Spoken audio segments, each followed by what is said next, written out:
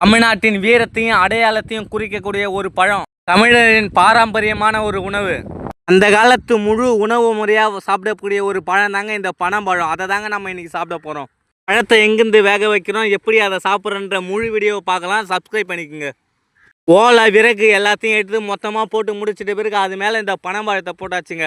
இந்த பனம்பழம் சுமார் 10 நிமிஷம் அளவில் வேகுங்க. நல்லா வெந்து முடிச்சிட்ட பிறகு அதை நம்ம எடுத்துக்கணுங்க. நல்லா பார்த்துட்டு எல்லா இடத்துலையும் வெந்து இருந்துச்சா அப்படின்னு பார்த்து எடுத்து முடிச்சாச்சுங்க. நாங்களும் சரி சாப்பிடலாம் அப்படின்ற ஒரு எண்ணத்தோட டக்குன்னு எல்லாத்தையும் பிரிச்சாச்சுங்க. பிரிக்க சொல்லி ரொம்ப ரொம்ப அழகாக இருந்ததுங்க. அதுவும் இல்லாமல் எச்சில் ஊறிச்சிங்க சீக்கிரமாக சாப்பிடணும் அப்படின்ட்டு. இந்த காலத்தில் முழு நேர உணவு முறையாக இந்த பனம்பழத்தை மட்டும்தாங்க சாப்பிட்டு இருக்காங்க. ஏன்னா அந்த காலத்தில் சாப்பாடுலாம் குறைவு. அதனால் இந்த பனம்பழத்தை மட்டுமே சாப்பிட்ருக்காங்க. வழியாக நானும் பிரித்து பக்கத்தில் இந்த பெரியவருக்கும் கொடுத்தேங்க. அவரும் சாப்பிட்டது ரொம்ப ரொம்ப நல்லா இருக்குன்னாருங்க. அவர் தாங்க எனக்கு இந்த முழு நேர கதையும் சொன்னது. சரி, நம்ம சேனலுக்கு புதுசாக வரீங்கன்னா சப்ஸ்கிரைப் பண்ண மட்டும் மறந்துடாதீங்க நண்பர்களே. அதுக்கப்புறம் நானும் பிச்சு சாப்பிட்டு பார்த்தா ரொம்ப ரொம்ப டேஸ்ட்டாக இருந்ததுங்க. சொல்ல அளவே இல்லை, அந்த அளவு அருமையாக இருந்ததுங்க. இது உங்கள் ஃபீனிக்ஸ் அரவிந்த். டாட்டா, பாய் பாய்.